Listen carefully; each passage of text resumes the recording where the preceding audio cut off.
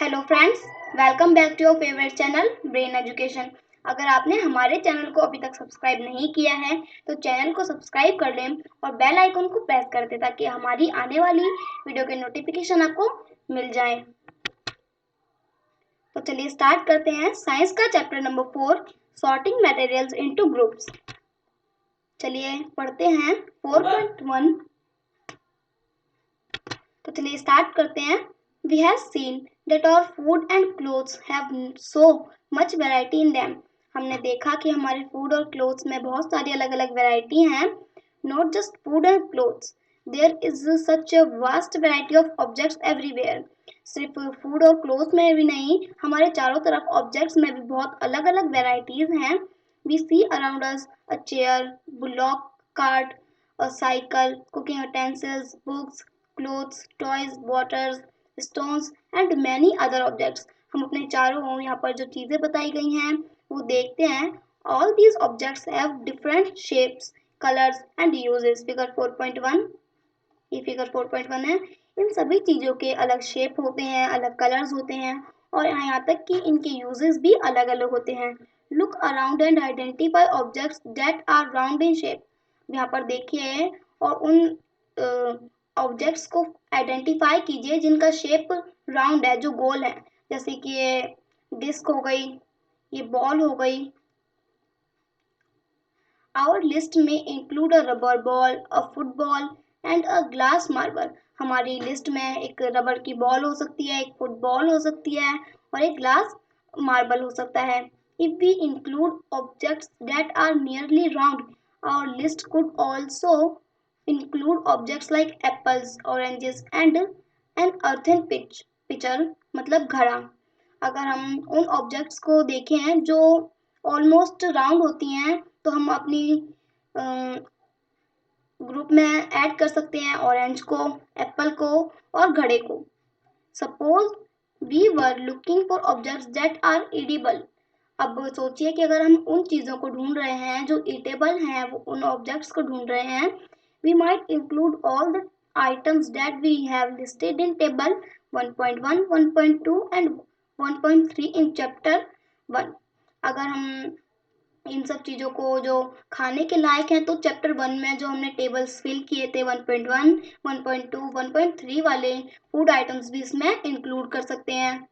We might also find that some of those round shaped objects we must listed out are also in this shape। ऐसा भी हो सकता है कि जो राउंड चीज़ें हमने अभी लिस्ट की थी उस लिस्ट में ये इस ग्रुप में वो चीज़ें भी हों। Let us say we wish to make a group of objects that are made of plastic. अब अगर हम एक प्लास्टिक का ग्रुप बनाना चाहें जो ऑब्जेक्ट्स प्लास्टिक की बनी हैं, buckets, lunch boxes, toys, water containers, pipe and may such objects. तो इस ग्रुप में हम बकेट को रख सकते हैं, lunch box, toy, water container, pipes and may such other objects. और बहुत सी चीज़ें हम इस प्लास्टिक वाले ग्रुप में रख सकते हैं। There are so many ways to group objects. यहाँ बहुत सारे वेज हैं ग्रुप बनाने के, ऑब्जेक्ट्स को ग्रुप में रखने के लिए। In the above examples we have grouped objects on the basic of their shape or the material they are made from। जो अभी हमने ग्रुप बनाए उन ग्रुप को हमने किस बेसिस पे बनाया?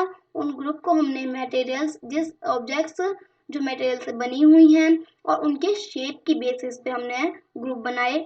All objects around us are made of one or more materials.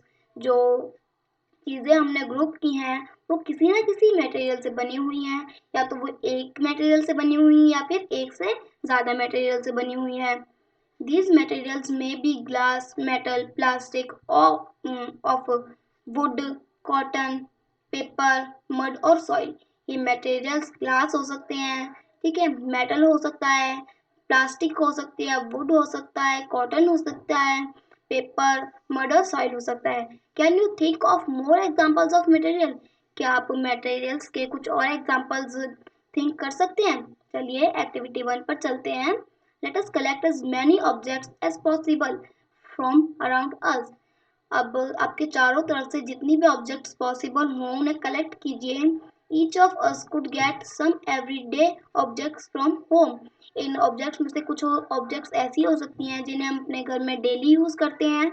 And we could also collect some objects from the classroom. हम कुछ ऑब्जेक्ट्स को अपनी क्लासरूम से भी कलेक्ट कर सकते हैं और फ्रॉम आउटसाइड द स्कूल, और हमारे स्कूल के बाहर से भी हम कुछ ऑब्जेक्ट्स कलेक्ट कर सकते हैं। We will have in our collection, हमारी कलेक्शन में हमारे पास क्या है? Chalk, pencil, notebook, rubber, duster, hammer, nail, soap, spoke of a wheel, bat, match box, salt, potato. हमारी लिस्ट में सब चीजें जो भी मैंने बोली ये हो सकती हैं। We can also list objects that we can think of but cannot bring to the classroom. हम उन चीज़ों को भी इस ऑब्जेक्ट्स की लिस्ट में कर बना सकते हैं जो कि हम सिर्फ सोच सकते हैं बट अपनी क्लासरूम में नहीं ले जा सकते, जैसे कि एग्जाम्पल के लिए वॉल है, टी है, डोर है, ट्रैक्टर है, रोड है। ये सब चीज़ें ऐसी हैं जो हम सिर्फ सोच सकते हैं बट अपनी क्लास में नहीं लेके जा सकते। इनके अलावा और भी एग्जाम्पल्स हैं बहुत। Separate all objects from this collection that are made from paper. अब इस कलेक्शन में से उन ऑब्जेक्ट्स को अलग कीजिए जो कि पेपर से बनी हुई हैं और वुड से बनी हुई हैं। This way we have divided all objects into two groups.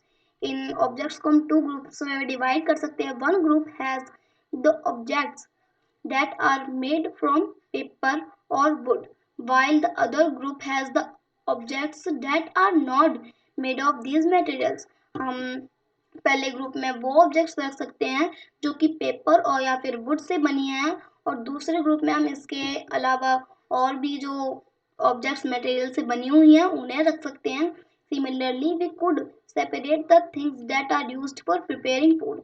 हम इसके अलावा हम उन चीज़ों को भी अलग कर सकते हैं जो खाना बनाने के काम आती हैं। Let us be a little more systematic. List all objects collected in table 4.1. अब जो भी चीज़ें हमने कलेक्ट की थी, ऑब्जेक्ट्स कलेक्ट किए थे, उन्हें टेबल 4.1 में फिल कीजिए। Try to identify the materials that each one is made of. अब जो भी ऑब्जेक्ट्स आपने कलेक्ट की थी उनका मटेरियल जो किस चीज़ का है, क्या है, उन्हें आइडेंटिफाई करने की कोशिश कीजिए। If would be fun to make this a large table collecting information about as many objects as possible. एक लंबी ऐसी लिस्ट बनाना जिसमें ऑब्जेक्ट्स की मटेरियल के बारे में इंफॉर्मेशन हो, थोड़ा मजाकिया लगता है, फन जैसा लगता है। It may seem difficult to find out the materials out of which some of these objects are made. ऐसा हो सकता है कि जो ऑब्जेक्ट्स हमने कलेक्ट किए हैं उनमें से कुछ ऑब्जेक्ट के मटेरियल का पता लगाना मुश्किल हो हमारे लिए, हम नहीं पता लगा पा रहे कि वो किस चीज़ से बने हैं। In such cases discuss with your friends, teacher and parents to identify the materials. ऐसे केसेस में आप अपने फ्रेंड्स की मदद ले सकते हैं, टीचर की मदद ले सकते हैं और अपने पेरेंट्स की मदद ले सकते हैं इन मटेरियल्स को आइडेंटिफाई करने के लिए। चलिए एक्टिविटी 2 पर चलते हैं। Table 4.2 list some common materials. Table 4.2 में कुछ कॉमन मटेरियल्स दिए गए हैं। 4.2 ये रहा। You can also add more materials in column 1 that are known to you. अब आप कुछ और मटेरियल्स को भी इस कॉलम, ये जो लास्ट का कॉलम बचा हुआ है, इसमें फिल कर सकते हैं जिन चीज़ों के बारे में आप जानते हैं। Now try and think of everyday objects you know that are mainly made of these materials and list them in table 2 column 2। अब आप अपने घर में जो आप चीज़ें यूज़ करते हैं एवरीडे में उन्हें सोचिए और वो किस मटेरियल से बनी हुई हैं। यहाँ पर दे रखा है कुछ मटेरियल, किस चीज़ से बनी हुई है, किस मटेरियल से बनी हुई हैं, सोचिए और ये कॉलम 2 में इन्हें फिल कीजिए। यहाँ पर ये कॉलम है, इसे फिल कीजिए। What do we find from these tables? अब हम इन दोनों टेबल को फिल करके क्या फाइंड करते हैं? First we grouped objects in many different ways. पहला हम ये देखते हैं कि हमने ऑब्जेक्ट्स को अलग अलग ग्रुप में डिवाइड किया था। We then found that objects around us are made of different materials. और उसके बाद हमने ये पता लगाया, हमने ये देखा कि बहुत सारी ऑब्जेक्ट जो हमने कलेक्ट की थी वो किसी अलग अलग डिफरेंट मटेरियल से मिल के बनी हैं। At times an object is made of a single material, कभी कभार एक ऑब्जेक्ट एक सिंगल मटेरियल से मिलकर बना होता है। An object could also be made of many materials, और यहीं इसके अलावा दूसरे मटेरियल्स, कोई मटेरियल कोई ऑब्जेक्ट हो जो कि एक या एक से ज़्यादा मटेरियल से मिलके बना है। And then again one material could be used for making many different objects, और दोबारा जो ऑब्जेक्ट हमने देखी है जो बहुत सारे मटेरियल से मिलकर बनी हुई है, इसमें कोई मटेरियल ऐसा हो सकता है जो दूसरी ऑब्जेक्ट को बनाने के लिए भी यूज किया जाता हो। What we decides which material should be used for making any given object, ये कैसे तय किया जाता है कि किस ऑब्जेक्ट को बनाने में किस मटेरियल को हमें यूज करना चाहिए और किसे नहीं। It seems that we find to know more about different materials, इसके लिए हमें ऐसा लगता है कि हमें मटेरियल्स के बारे में भी और जानना ज़रूरी है, अभी हमें और जानकारियाँ प्राप्त करनी चाहिए। चलिए 4.2 प्रॉपर्टीज ऑफ मटेरियल्स, अब हम इसमें 4.2 वाले कॉलम में मटेरियल्स की प्रॉपर्टी के बारे में जानेंगे। Have you ever wondered why a tumbler is not made with a piece of cloth, क्या आप ये सोच सकते हैं कि एक टम्बलर किसी कपड़े के पीस से क्यों नहीं बनाया जाता। Recall our experiments with piece of cloth in chapter 3, जो एक्सपेरिमेंट हमने क्लोथ के साथ किए थे चैप्टर 3 में, उन्हें याद कीजिए। And also keep in mind that we generally use a tumbler to keep a liquid, और इसे भी याद रखिए कि ज़्यादातर हम एक टम्बलर को किसी लिक्विड की चीज़ को रखने के लिए यूज़ करते हैं, किसी लिक्विड की चीज़ को रखने के लिए हम यूज़ करते हैं टम्बलर को। Therefore, would it not be silly if we were to make a tumbler out of cloth? 4.2, यहाँ पे पहेली एक कपड़े का टम्बलर बना रही है, तो यहाँ पर ये पानी की बूंदें नीचे निकल रही हैं। क्या ये थोड़ा सिली नहीं होगा कि हम किसी टम्बलर को क्लोथ से बना रहे हैं। We what we find for a tumbler is glass, plastics, metal or other such materials that will hold water। हम जब ये टम्बलर बना रहे होते हैं तो हमें ध्यान रखना होता है कि टम्बलर या तो ग्लास का हो, प्लास्टिक का हो, मेटल का हो या फिर किसी अदर मटेरियल का हो जो कि पानी को होल्ड कर सके। Similarly, it would not be wise to use paper like materials for cooking vessels। अब ये भी कोई बुद्धिमानता वाला काम नहीं होगा कि हम कुकिंग मटेरियल को बनाने के लिए पेपर का यूज करते हैं। We seen that we choose a material to make an object depending on its properties। अब हम ये देखते हैं कि किसी ऑब्जेक्ट को बनाने के लिए क्या मटेरियल लगता है, और ये मटेरियल इसके लिए इस ऑब्जेक्ट्स को बनाने के लिए सूटेबल है या नहीं है, इसकी प्रॉपर्टीज इसकी ऑब्जेक्ट्स को बनाने के लिए सूटेबल है या नहीं है। And this purpose for which the object is B use, और इसी पर्पस पर हम ये मटेरियल्स की प्रॉपर्टी के बारे में जानते हैं। So, what are all the properties of materials that would be important for their uses? तो materials की कौन कौन सी properties होती हैं जो उनके uses के लिए important होती हैं, आइए पता लगाते हैं। Some properties are discussed here। कुछ properties यहाँ पे discuss की गई हैं। Appearance मतलब दिखावा, दिखावट। Materials usually look different from each other। Materials, हर एक material एक दूसरे object से अलग अलग दिखाई देता है। Wood looks very different from iron। Wood iron से बहुत अलग दिखती है। Iron appears different from copper और aluminium, और आयरन भी कॉपर और एल्यूमिनियम से बहुत अलग दिखती है। At the same time, there may be some similarities between iron, copper and aluminium that are not there in wood। कभी कभी हम आयरन, कॉपर और एल्यूमिनियम के बीच कुछ सिमिलरिटीज देखते हैं जो कि वुड में नहीं देख पाते हम। Activity 3, collect small pieces of different materials, paper, cardboard, would, copper wire, aluminium sheet, chalk. अब यहाँ पे जो नीचे मटेरियल्स बताए गए हैं इनके छोटे छोटे पीसेस कलेक्ट कीजिए। Do any of these appear shiny? क्या आपको इनमें से कोई ऑब्जेक्ट शाइनी दिखाई देती है? Separate the shiny materials into a group. अब जो शाइनी मटेरियल आपको दिखाई दी इसे एक अलग ग्रुप में सेपरेट कर लें।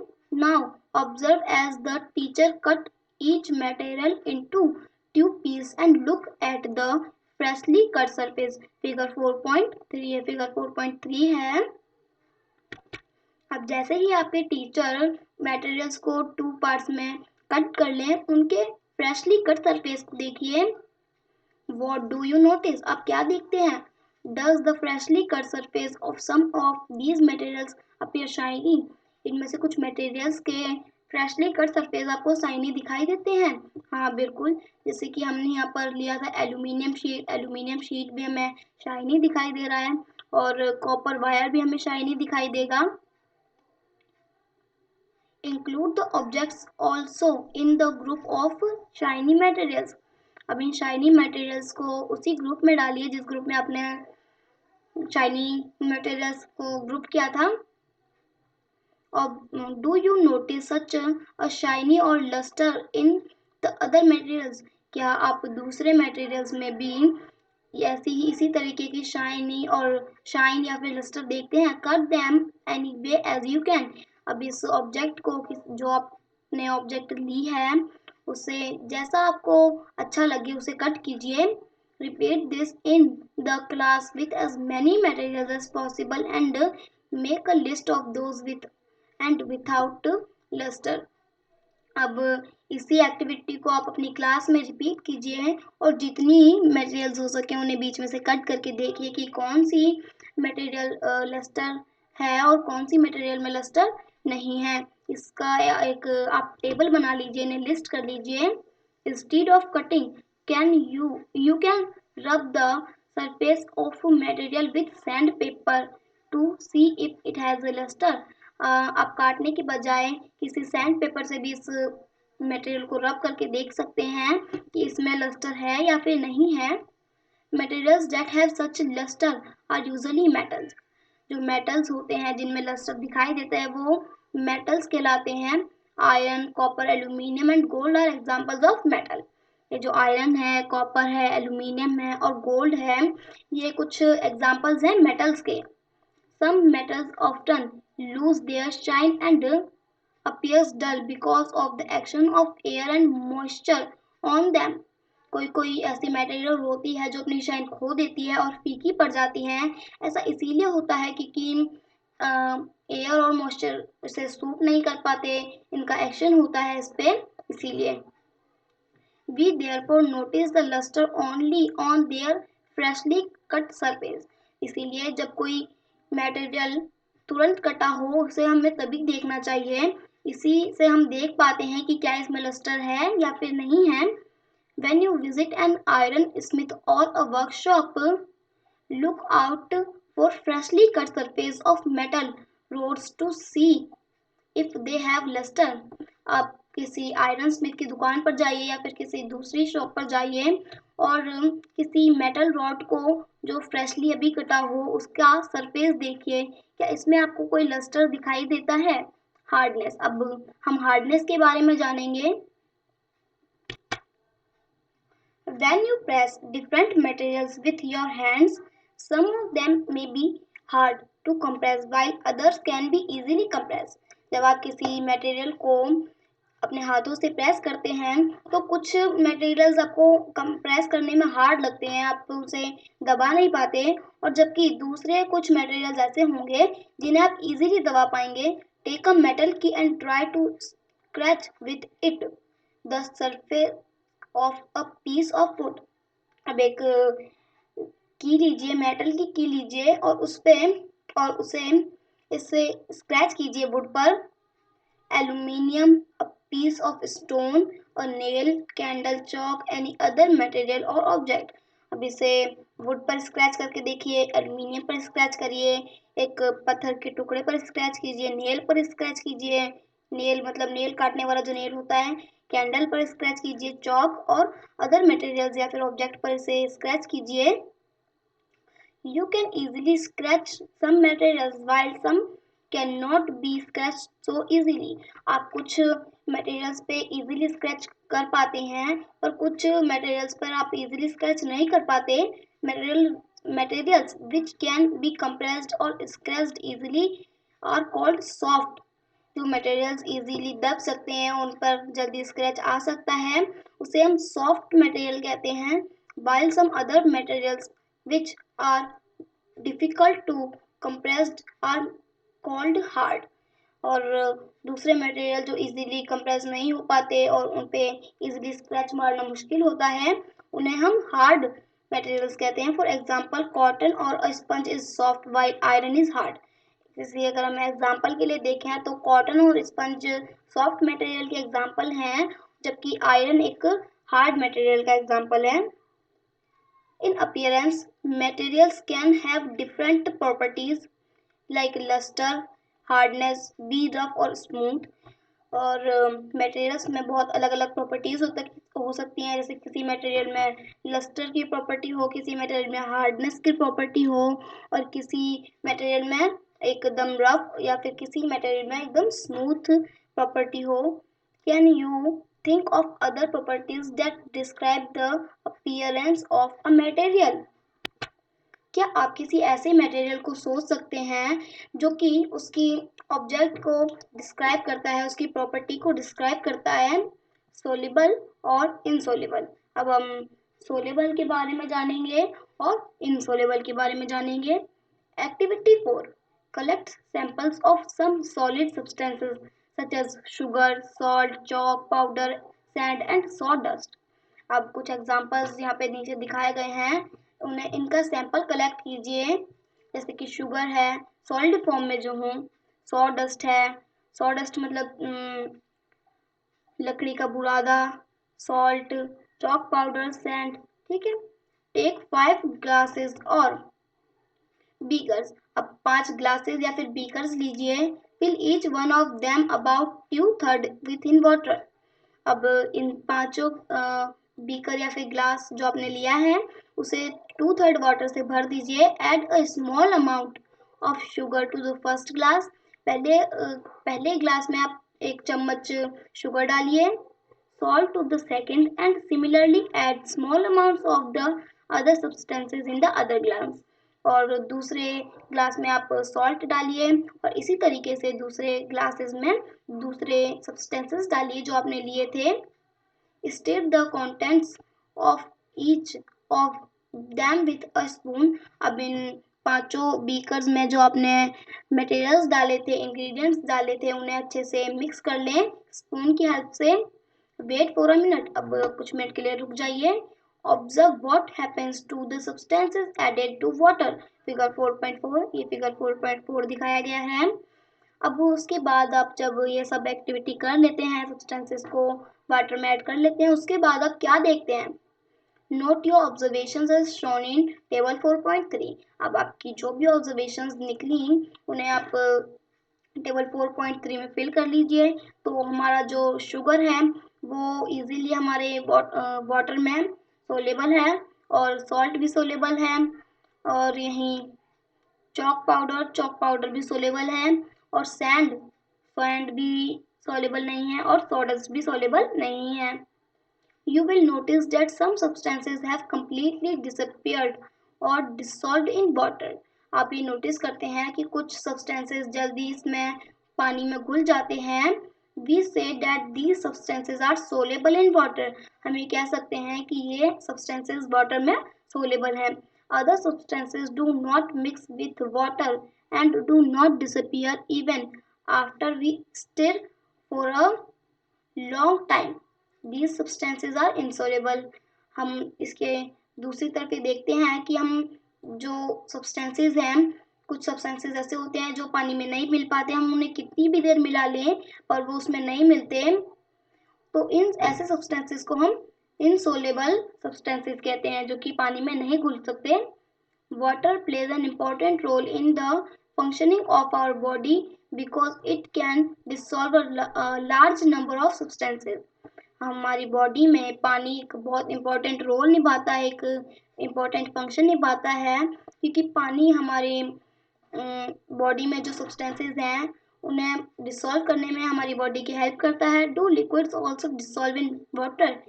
क्या लिक्विड जो होते हैं वो भी इजीली वाटर में डिसॉल्व हो जाते हैं? तो नहीं, ऐसा नहीं है।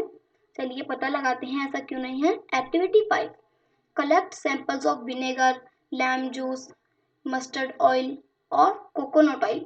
अब कोकोनट ऑयल लीजिए, लैम जूस लीजिए, विनेगर लीजिए और मस्टर्ड ऑयल लीजिए, केरोसिन या फिर आप कोई और दूसरा लिक्विड भी ले सकते हैं। टेक अ ग्लास टम्बलर, अब एक ग्लास लीजिए, fill it up to half with water, अब इसे आधा भर दीजिए पानी से। एड अ फ्यू स्पूनफुल और of one liquid to this and stir it well. अब जो लिक्विड आपने लिए हैं उनमें से किसी एक लिक्विड को इस टम्बलर में डालिए और कुछ देर के लिए मिलाइए। Let it stand for 5 minutes, अब इसे 5 मिनट के लिए ऐसे ही रखा रहने दीजिए। Observe whether the liquids mixes with water, figure 4.5। ये फिगर 4.5 है। अब क्या आप देखते हैं कि जो लिक्विड आपने डाला है इस पानी में वो अच्छे से मिक्स हो गया है। Repeat the same with other liquids as many different liquids are available to you. अब इसी एक्टिविटीज को दूसरे लिक्विड के साथ करिए और देखिए कि कौन सा लिक्विड पानी में मिल जाता है और कौन सा उसके ऊपर एक परत बना लेता है। Right your observations in table 4.4, और अपने ऑब्जर्वेशंस को टेबल 4.4 में लिखिए। जैसे कि लैम जूस है, लैम जूस मिल जाएगा अच्छे से, मस्टर्ड ऑयल नहीं मिलेगा, कोकोनट ऑयल भी नहीं मिलेगा, केरोसिन, केरोसिन भी एक ऑयल है जो कि नहीं मिलेगा पानी में। We notice that some liquids get completely mixed with water, हमें देखते हैं कि कुछ लिक्विड पानी में इजीली घुल चुके हैं, मिक्स हो चुके हैं।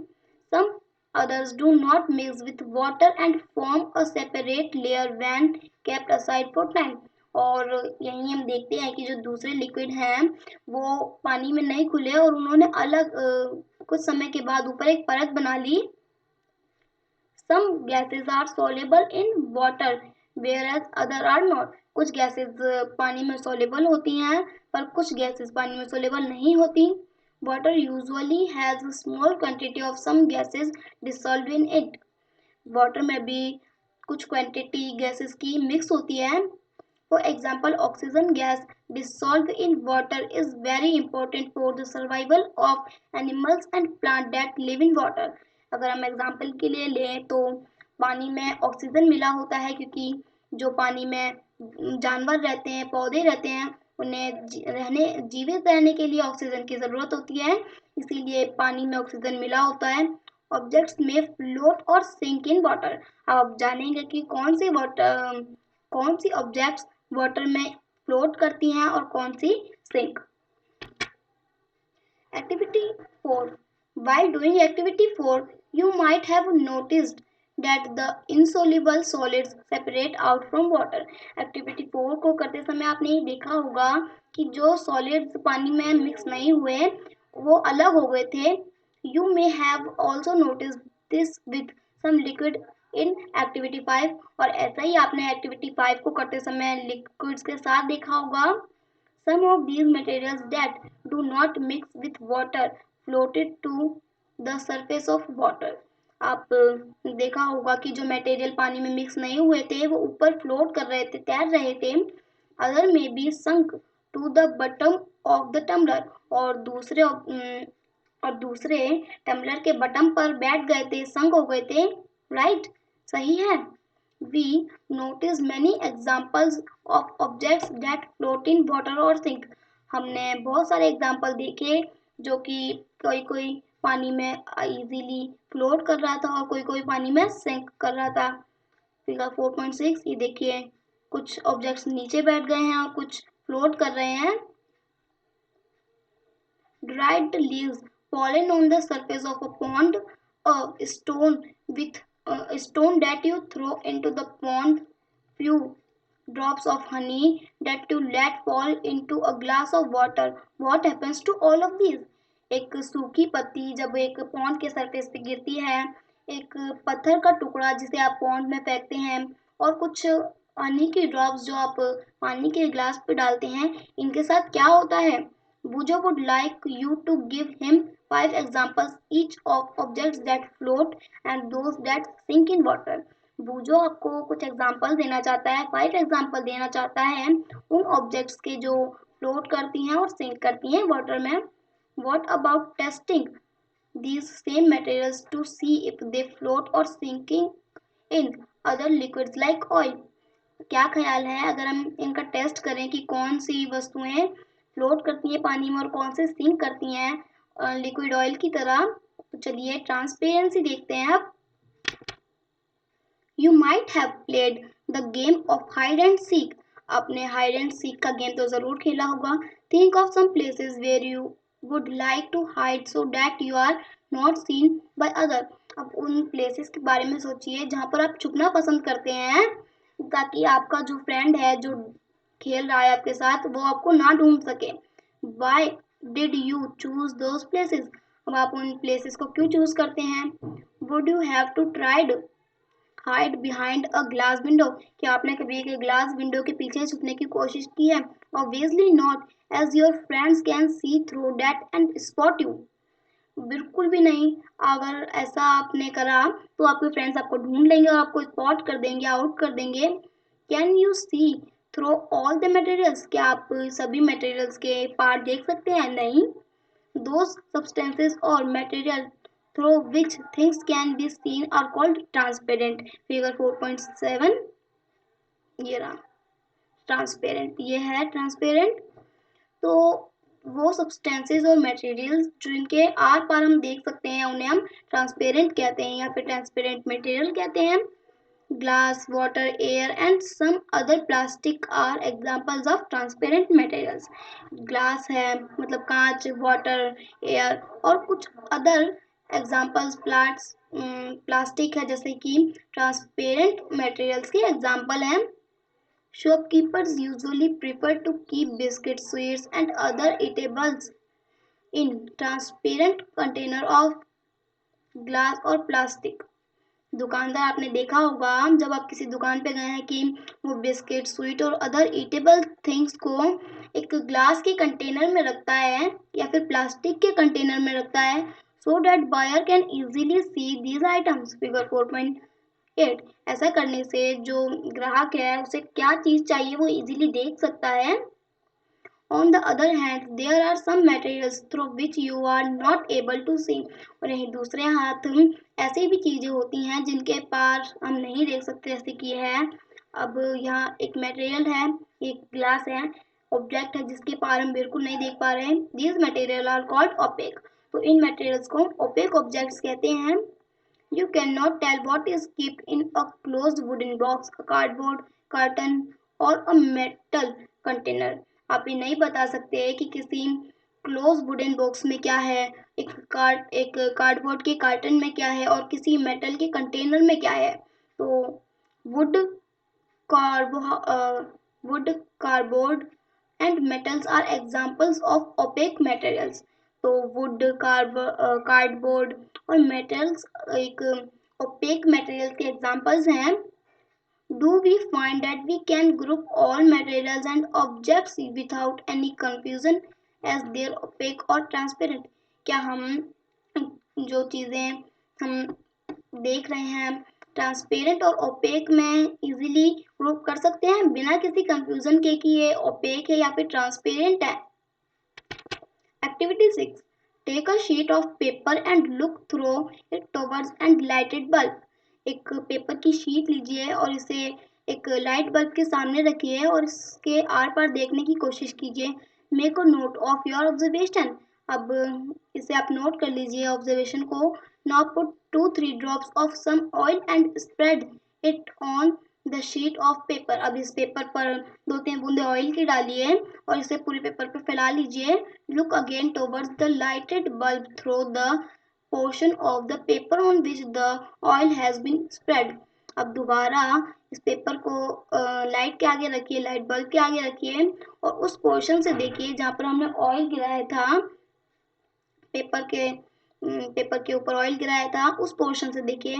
Do you find that the bulb is more clearly visible than before? क्या आप ये देखते हैं कि अब बल्ब हमें इजीली दिखाई दे रहा है, ज़्यादा जल्दी दिखाई दे रहा है पहले के मुकाबले? But can you see clearly through the oil paper? पर क्या आप इस ऑयल पेपर के एकदम क्लियर देख पा रहे हैं दूसरी तरफ? Is everything on the other side of its visible? क्या जो इसकी दूसरी साइड थिंग्स रखी हुई हैं आप उन्हें देखने में विजिबल हो पा रहे हैं? परहैप्स नॉट, कभी कभी नहीं। The material through which objects can be seen but not clearly are known as translucent. जो मटेरियल्स या फिर ऑब्जेक्ट्स उनके पार हम देख सकते हैं बट क्लियरली नहीं देख सकते हैं, उन ऑब्जेक्ट्स को हम ट्रांसल्यूसेंट ऑब्जेक्ट्स कहते हैं। Remember the oily patch on paper when we tested food items, the presence for presence of fat. अब उस पेपर ऑयली पेजेस को याद कीजिए जो पेपर पर थे जब हमने चैप्टर 2 में फैट के प्रेजेंस होने का पता लगाया था फूड में। दैट वॉज ट्रांसलूसेंट टू, वो भी तो एक ट्रांसलूसेंट था। Can you think of some more examples of translucent materials? क्या आप कुछ और ट्रांसलूसेंट मटेरियल के एग्जाम्पल ढूंढ सकते हैं? We can therefore group materials as opaque, transparent and translucent. हम ऑब्जेक्ट्स को अलग अलग ग्रुप में डिवाइड कर सकते हैं। पहला ग्रुप ओपेक ऑब्जेक्ट्स का हो सकता है, दूसरा ग्रुप ट्रांसपेरेंट ऑब्जेक्ट्स का हो सकता है और तीसरा ग्रुप ट्रांसल्यूसेंट ऑब्जेक्ट्स का हो सकता है। पहले suggested covering the glass of a torch with your palm and palm at a dark place. पहली आपको एक बात बोलना चाहती है, आप टॉर्च दीजिए और उसके ऊपर की ग्लास को कवर कीजिए अपने हाथ से, अपनी हथेली से, एक अंधेरे कमरे में जहाँ पर लाइट ना हो। Switch on the torch and observe the other side of the palm. अब इस टॉर्च का स्विच ऑन कीजिए और अपनी हथेली के चारों तरफ देखिए। She wants to know whether palm of your hand is opaque, transparent और translucent। अब पहली ये जानना चाहती है कि जो हमारी पाम है, हैंड की पाम है, क्या ये ओपेक है, ट्रांसपेरेंट है या फिर ट्रांसलूसेंट है? We learnt that materials differ in their appearance we and the way they mix in water or other liquids। अब हमने ये जान लिया है कि कुछ मटेरियल्स ओपेक होते हैं, कुछ मटेरियल्स ट्रांसपेरेंट होते हैं और कोई मटेरियल्स वाटर में मिक्स हो जाते हैं और लिक्विड मिक्स हो जाते हैं। दे में फ्लोट और सिंक इन वाटर और मे बी ट्रांसपेरेंट, ओपेक और ट्रांसलूसेंट।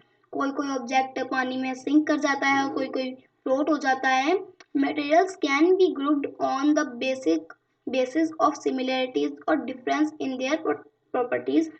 मटेरियल्स को हम उनके सिमिलरिटीज और डिफरेंस के बेसिस पर भी ग्रुप कर सकते हैं और उनके प्रॉपर्टी पर भी हम ग्रुप कर सकते हैं। Why do we need to group materials? हमें मटेरियल्स को ग्रुप करने की क्या ज़रूरत होती है? In everyday life we often group materials for our convenience. हम अपने डेली लाइफ में मटेरियल्स को इन मटेरियल्स को अलग करते हैं अपनी सुविधा के लिए। At home we usually store things in such a manner that similarity objects are placed together. हम अपने घर पे उन सभी चीज़ों को उनकी जगह पर रखते हैं, एकदम मैनर तरीके से रखते हैं जहाँ पर वो होती हैं।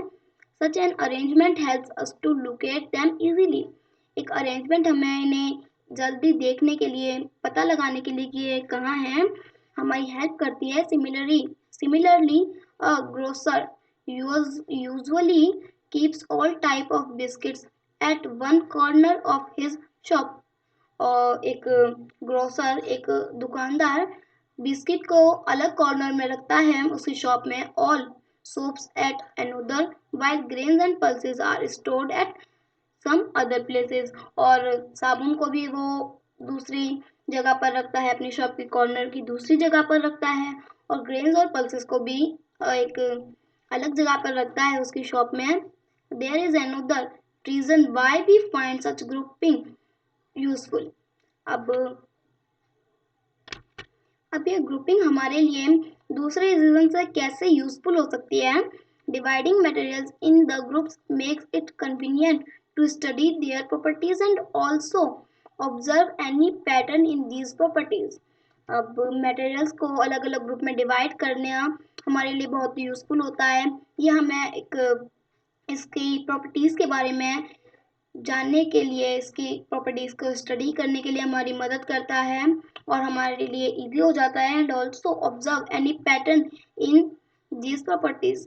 और इसी तरीके से हमें इनके पैटर्न, जो प्रॉपर्टीज के पैटर्न हैं, उन्हें भी समझने में इजी हो जाता है। We will study more about this in higher classes. इसके बारे में हम और आगे की क्लासेस में जानेंगे। तो इसी के साथ हमारा चैप्टर 4 खत्म होता है। अगर आपको हमारी वीडियो पसंद आई हो तो वीडियो को लाइक करें और हमारे चैनल को सब्सक्राइब ज़रूर करें और बेल आइकन को प्रेस करें। Thank you.